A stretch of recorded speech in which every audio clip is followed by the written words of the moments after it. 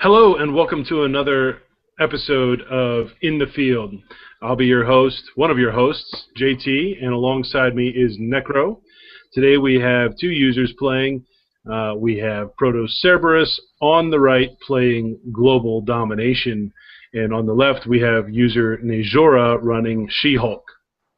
Does she Hulk? Yes, in fact she does. And what we're going to be seeing out of that team is a pretty combat-focused build. Lots of big statted characters with big bodies and looking to just swing in constantly. What is really interesting to note is how Gamora is going to be pretty directly countering Wasp, as she can drag her out or provide a little bit of burn no matter what. And so that's a very nice counterplay. But other than that, it's just some life gain from Captain Marvel and big bodies on Giant Man and She-Hulk, with the, of course, Lord of D-Ring combo. On the other hand, with the Global Domination team, every single card is going to be bringing its own global with it, and that is going to be a very powerful effect in that it's just a ton of options, which on its own would be great, except for the Ring of Magnetism combo is going to kind of shut a lot of that down. But nonetheless, we've got Storm for cheap masks, Wasp for a bunch of burn, and specifically the Summon Skull Global is going to be turning out into a very powerful engine to provide Kitty Pryde the ability to come onto the field, get through unblocked, and come right back out pretty much the next turn, maybe with some burn on Human Torch. So it's going to be interesting to see how this matchup plays out. I agree, and I'm kind of excited to see a couple cards here, specifically the Summon Skull, the Wasp, and I'll tell you what, the rare Captain Marvel, I didn't give it much love at all, but hey, here we go. And I apologize, I don't actually know who's going first. Oh, that's going to be Protocerebus coming out on our right-hand side, so let's get them underway. All right, here we go.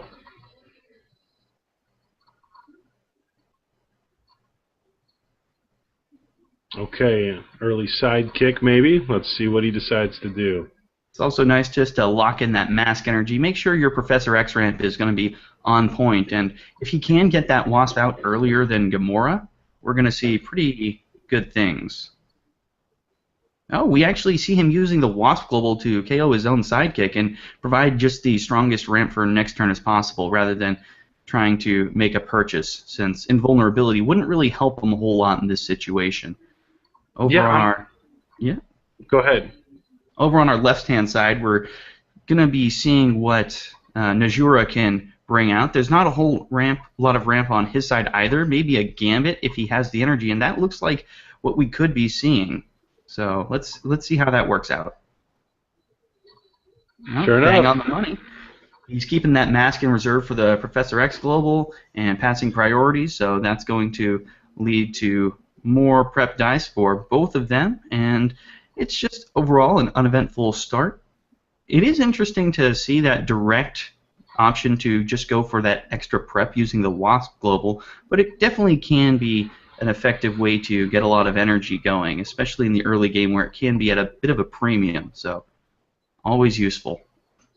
I agree. 7 energy on that turn 2.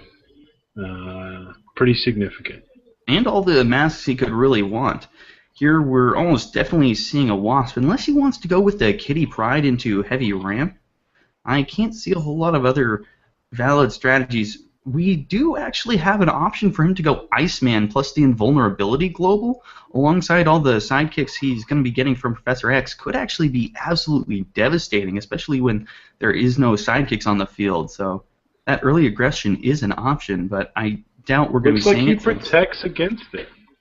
Yes, especially when you're bringing this many globals, it's always good to have the option to protect yourself, because Relentless can mean that his characters are going to squeeze in for a ton of damage.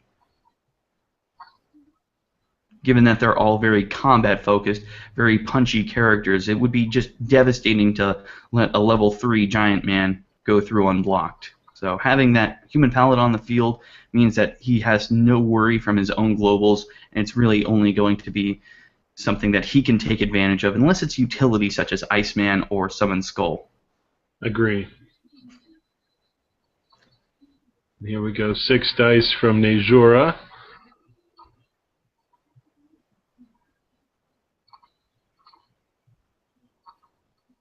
going to have to see what he rolls with this. Sidekicks, which is an interesting option.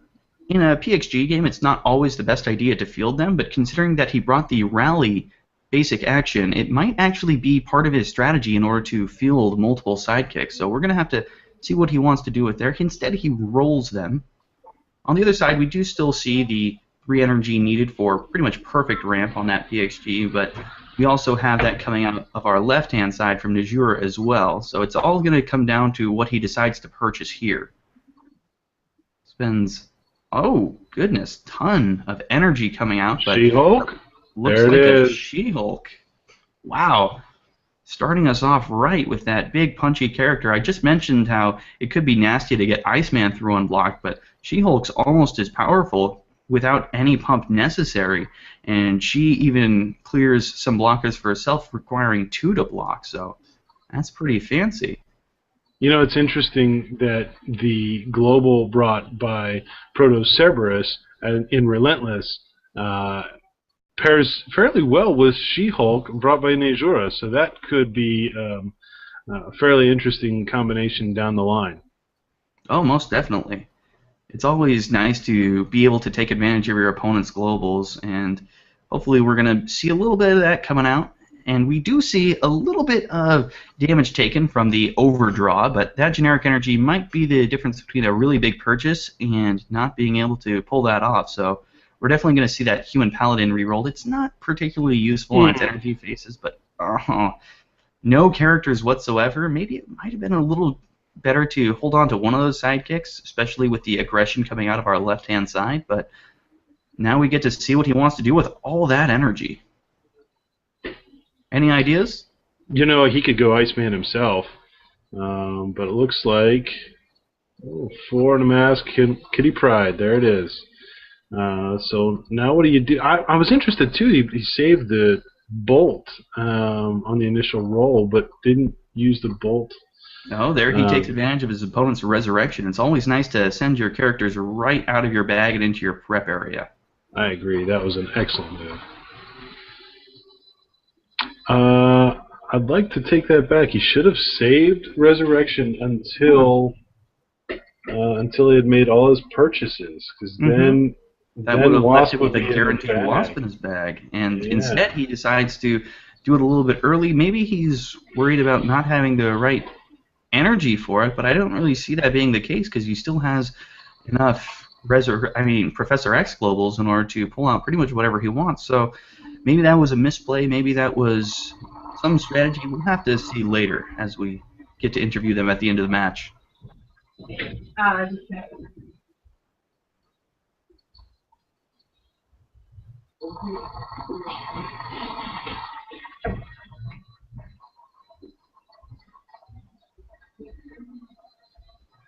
Coming out of our left-hand side, we just get a regular 4 energy. She-Hulk.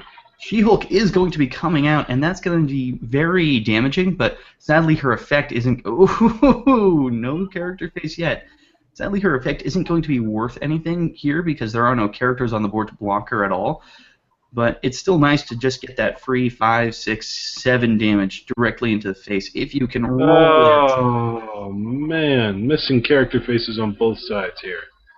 This is absolutely silly. The luck here is just not what it really needs to be. Thankfully, we've got even more characters coming out next turn, so hopefully we'll finally see something being fielded and sticking around a little bit longer than that sidekick that died to the Wasp Global.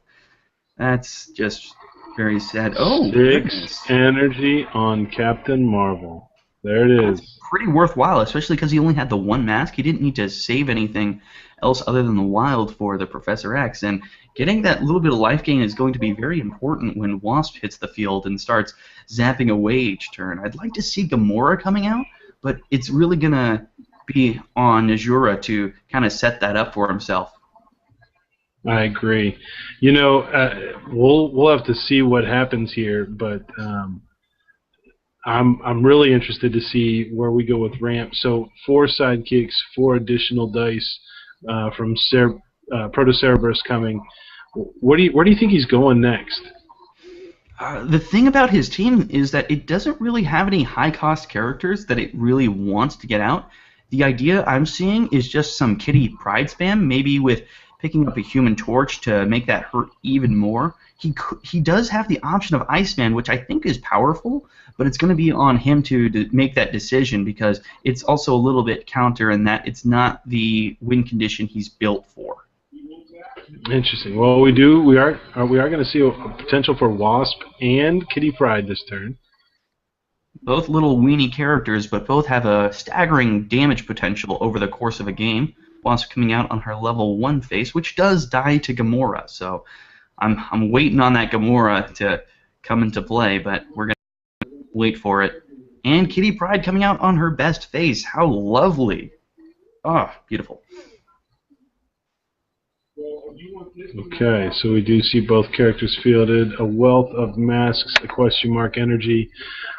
Really, Protocerebus could buy anything on his team right now. Might be a little bit interesting to see where he decides to go. Resurrection. Would you Resurrection in that position, or would you buy another Kitty Pryde and double Professor X Global? That's where I would go. I think he probably wants to save the Bolt to drop Kitty Pryde in his bag. It does look like he will use the Summon Skull Global to do just that. But that means he's saving 4 masks. Well, what do you do with that? He will PXG 5 dice with 4 masks. Not necessarily a bad option, but 6 dice, excuse me, because he's going to be rolling his entire bag. Anything that's not nailed to the field is coming out next turn, so that's always fun to see. No extra Kitty Prydes, but those can come later. Oh, he pumped Kitty Pryde. Really?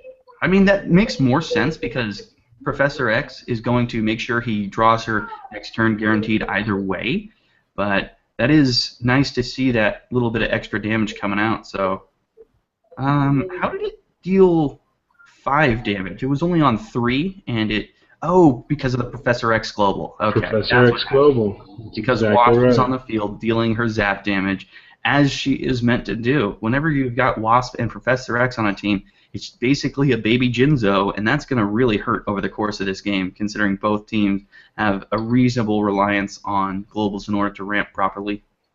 And Nejura looks totally content in taking the hit, at least here early, saving at least 1 mask, potentially more. That is the Gamora I was worried about. Seeing her come out means that Wasp isn't going to be doing her job as effectively, and if she does, that's going to be 3 health coming off Protocerebus each time that Gamora actually gets in for an attack. So we're going to have to see what else he does. He could save all 3 masks and just take the hit for globals, but instead we see a Resurrection Global coming out in order to refill the bag. I'm waiting on the... Yep, it's definitely a Res Global. Let's just see him prep and take the damage, and that could be still 2 more Professor X Globals for a total of 9 dice next turn. It all depends on what he wants to do with it. Yep, so we are now 14 to 19, and let's just see. I think it'll be a total of 6 dice plus the 1 from Resurrection earlier. She decides to take the generic energy and the damage in order to roll as many dice as humanly possible, rather than going for the Professor X for 1. An interesting choice, but it might pay off for him, especially since he kind of has control of the game at this point. Having Wasp on the field constantly dealing damage, having the direct damage that Kitty Pryde allows, especially because there's no fielded characters. It's pretty nasty. Yeah, definitely. I would say the scales are tipping in Protocerebus' favor right now, especially with what are we going to look at here? 10 dice plus a generic energy. Yeah, that's staggering. Once again, Kitty Pryde on her best face, free the field and max damage that she allows. Could we be seeing lethal soon? We know that he has the ability to turn all of his sidekicks into pump for the direct Kitty Pryde. There's no distraction global, so this could be close. How many sidekicks are there? There are 8, so he could 8, go. of course. He could go 7, making Kitty 7, Pryde 10. 10. He would need to field the human paladin on its level 3 face and with the generic energy, but it is possible we could see lethal unless he is already re-rolled, and he has. Sorry. So that's just idle speculation, but it still allows him more purchases. Another Kitty Pryde. Yeah. I have to say, I would totally support that move as well. Oh, definitely, especially because he's about to resurrect her into his prep area, making sure that all of these sidekicks are going to be turning into pretty direct damage. The question is, should he have bought a third Kitty Pryde before doing that, or kept that hold of that one wild for a Professor X Global? I really like what he's done here. I think he set himself up to swing with Kitty Pryde for 6 or 7, depending on what he does with the sidekick. You know that, well, protocerebus is now taking another 2. So 6 or 7 just with Kitty Pryde is massive, knowing that you're going to have her next turn and she's going to be unblockable. Exactly. If we can just get a few more sidekicks, this is pretty much winding down. It's still possible that we could see Wasp removed from the field with Gamora next turn, and maybe a change in tempo as Najura manages to field some more characters, but the fact that Kitty Pryde can go through unblocked every time and there's no way to negate that means that the clock is ticking.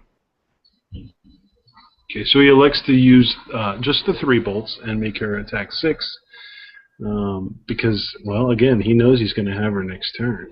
He knows she's coming out next turn. He can use a little bit of more sidekicks. We see a bunch of the really bulky female characters coming out, and that's something I kind of didn't notice before, is that She-Hulk, Gamora, Captain Marvel, all these really beefy women all dealing tons of damage. It would have been great to see Captain Marvel come out for maybe a bit of life gain, but I don't think that was in the dice. You know, it's interesting because Protocerebus will have a choice, depending on what happens with Gamora, to take the hit of 3 life to not lose Wasp. Would that be worth it in this case? Oh, I definitely think he's got 18 life at this point. He's throwing away life left and right in order to get just free generic energy. Generic energy he didn't even need because he can't use the shield for anything, so he is more than happy to take the hit, especially because he can reduce that to 1 damage using the human paladin global. There's just so little ramifications for him just ignoring it that it's far better for Protocerebus at this point just to take the hit and mitigate it a little bit rather than lose his constant burn damage. I think actually Paladin's Global can't reduce Gamora's because it's pay life, but just the same, look, we have are those 2 level 3 characters, both Gamora and She-Hulk? Pretty nasty. The thing is, he needs them for blockers because, especially with Relentless coming out, we're going to be seeing a lot of characters just flooding the field, and every sidekick is essentially 1 damage with the invulnerability global in effect. So we are seeing Gamora attacking into that Wasp, but it's going to be up to Protocerebus to decide whether he wants to lose that character or just take the free hit. He decides just to lose the character. It can come out next turn. It's rolling either way, and it can even roll bolts, so that could still be just extra damage on the field. Lets the sidekick through. What do you think the rationale behind attacking with the sidekick was? I don't know, except, golly, if it were me in that position, you know, your largest gun is She-Hulk. If you're going to attack with just 1 character, that's got to be the one. I think you want to save the other 2 for blockers. I mean, I recognize the utility in getting rid of Wasp, but she'll be back on the field probably before you want to use PXG, so it really doesn't benefit to force the block as much as maybe I thought earlier.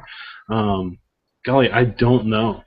Yeah, that is also one of the interesting questions, is when your opponent has multiple unblockable characters, is it really worthwhile to save blockers on the field? Because the majority of the damage is coming in from Kitty Pryde, and if we can see a single bolt come out of any of these guys, this is going to be game with the pump. it might be game anyways just from the field swarm. So let's see what this last roll gives us, but we really want to see a bolt in order to have this There be it game. is. That is GG. We have lethal for Protocerebus against Najura. Let's see him take advantage of it.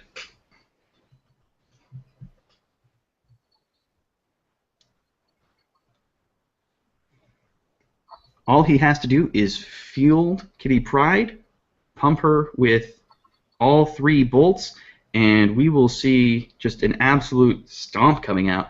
I think he just sacrificed. I think he just sacrificed lethal to field those characters.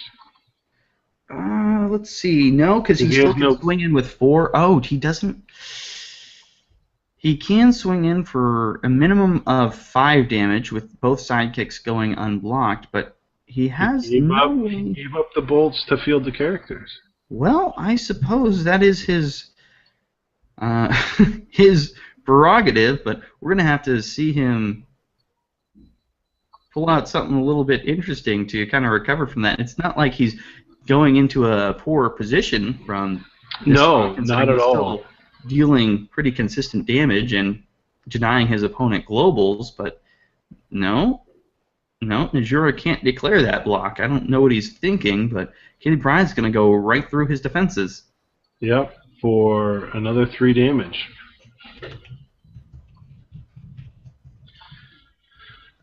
Boy, you know, it's tough to always look for lethal, and I don't want to criticize Protocerebus too much because getting 3 character faces, it's not always an obvious thing to not field them, right? Mm-hmm. It very much is a problem of when you see those characters, you kind of just think like, oh, this is the resource that I'm looking for most of the game. Let's put it on the field where it belongs. But sometimes you need to look past that and see that, no, rather than putting characters on the field, what can I do that actually wins me the game? And that's something that a lot of people, myself included, kind of lose sight of, is winning the game instead of playing the game. Playing the game is fielding characters, keeping masks in reserve for PXG. Winning the game is ignoring everything that isn't lethal.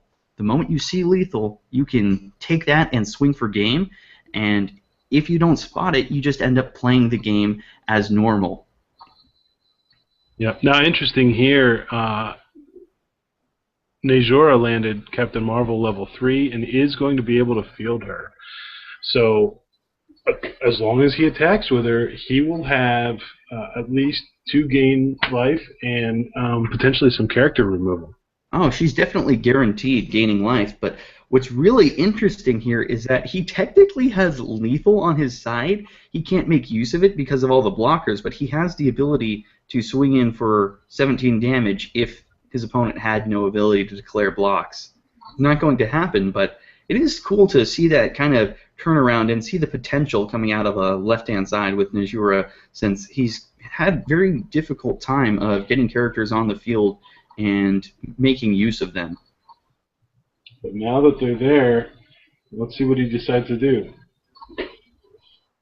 I really want to see that Captain Marvel attack because there's no reason to leave it behind. If Kitty Pryde comes out almost on any, literally any face, then it's going to be game. But no, we don't see Captain Marvel attacking, and that means that he gets to just kind of sit there without gaining any life. He does kill off the Wasp, but ooh, we do see 7 damage going through for the She-Hulk, and that is half life, but now that's another character off the field. That's less blockers. A single Kitty Pryde on any face wins the game, so let's see if we can have that come out next turn.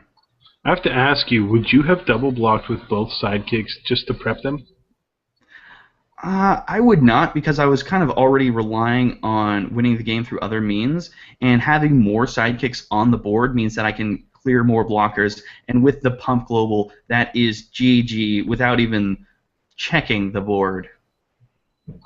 Yep, sure is. The 2 wilds and the bolt can act as pump globals, and with the Wasp global, the mask and the shield are also fantastic. Wasp doesn't even need to be fielded. This is just GG no matter how you look at it. I'm just waiting on Protocerebus to play it out, and that's when we'll get them into the call and kind of see how they did with this game.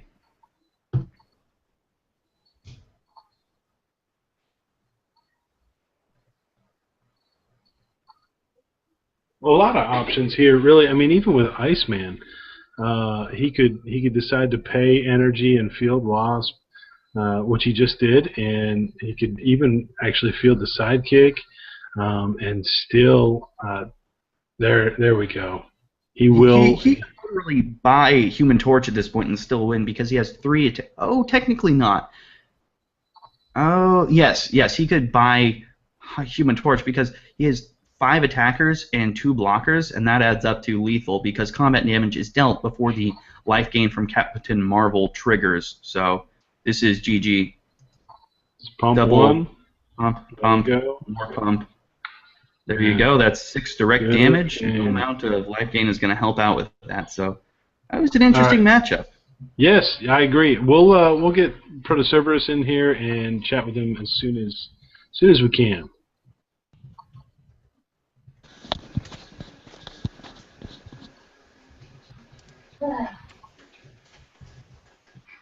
Proto, are you with us? Yes, hello. Hey, how are you doing? Hey, pretty good. Hey, okay, so just a couple quick questions here for you. Really just want to ask how you feel about the game. Went pretty well, except I did see quite a misplay whenever could have ended the game like by using a mask to purchase something instead of a lightning bolt, and then I would have been able to pump for lethal. Yeah, there was Miss Lethal, but what do you think was the real core of your strategy on this that kind of allowed you to come out ahead? Mostly that unblockable Kitty Pryde. Yeah, and certainly she did the majority of the work for your team. You were able to pump her a couple times and use Resurrection to ensure that you drew her a couple times. I do want to ask if you're going to play this team again, are there any adjustments you would make either in cards or approach? I'd say just being wiser about purchase order and passing priority before my main step and whatnot. Always good advice. My own personal last question is there an instance where you ever buy Human Torch, and what exactly does that scenario look like to you? I think I would purchase him if I was trying to do lethal damage, like over a wall. Okay, so if your opponent's walling up really heavily, you can use him to burn down your opponent a little bit faster. Right. Sounds good. All right, well, that's great. Hey, Protocerebus, thank you for joining us. Really appreciate you being willing to share your game here on Vassal. It's a great resource for us to use as we test things and get ready for competition in local stores. And I know that this team in particular, you are doing that very thing for a global requirement event. And once again, just thanks for joining us. We will step away and not step away, but we will turn our attention rather to Najora and ask some similar questions. Najora, are you with us? Yeah, I'm here. And just really want to ask, what are your thoughts on the game as it played out? Yeah, just throwing a team together just doesn't pay off. But that Kitty Pryde is way better than I thought. It's a pretty good card. Oh, she can be absolutely devastating, especially if you've got a pretty heavy engine like Professor X provides. I am curious, what was the rationale behind getting out that early She-Hulk, especially because you were already kind of on the ropes with having a very aggressive team coming out against you? I guess I just wasn't thinking much. Was thinking, hey, let's do a good quick 7 and get Captain Marvel and gain some life, but I didn't even attack with her, so it was just like not too much thought. Well, let me ask you this question then: if you were to play this team again, what changes in cards or approach would you make? I definitely actually was pretty impressed with Gamora, so I'll definitely keep that. Changes Gambit. I did not see Gambit. I was trying to do something. It just didn't work out for me. That's the first character I brought. I think honestly, Gamora was a good Wasp killer. It was a good way to get her off the field. I know Wasp is a very popular card right now. So I definitely would have kept Gamora. I was mildly impressed with this She-Hulk. If she's on the team or playing an opponent that doesn't build real fast, is definitely a chance that she could go through quite easy. So probably I would have probably just really focused on Gamora and She-Hulk. Maybe try to buy a couple more instead of just wasting energy on Gamora and whatever else I was trying to do. Okay, well, one last question before you go is that I see you bring both Professor X, trainer with his global, as well as Rally on the team. In what kind of scenario do you pick up Rally rather than saving your sidekicks for the Professor X global ramping? I had Riley in there just in case I wanted to actually get some sidekicks on the field to actually replace Professor X. Maybe play it a little different. So have some stuff on the field so I can cycle through my characters. So that's another thing that could have been brought a lot earlier, or could have been brought period to kind of replace Professor X, and then I wouldn't have even ran into taking a lot of energy from the global. From the Wasp's ability. Yeah, so really appreciate that insight. I think the combination of Rally and Professor X Trainer is interesting. What do you think you might replace Professor X with if you were to do that? Just probably Red Tornado, like something I could once again siphon through my bag and get characters. That or of course a Blue Dragon, but that's stuff that I try to stay away from because that's the more popular cards. A lot can be used against you a lot. So Man yeah, after my own heart in that respect. yeah. So All right. Well, Nejora, thanks for joining us. Thanks for playing and sharing your game and sharing your thoughts. Once again, I'm JT, Homash, and Necro is with us. If you're interested in more content like this, you want to continue the conversation, would definitely invite you to join us at thereservepool.com and check out what content we have. The podcast, the forums are a great resource, and the community, as always, is just outstanding. Thanks again for joining us. You've been with us on In the Field.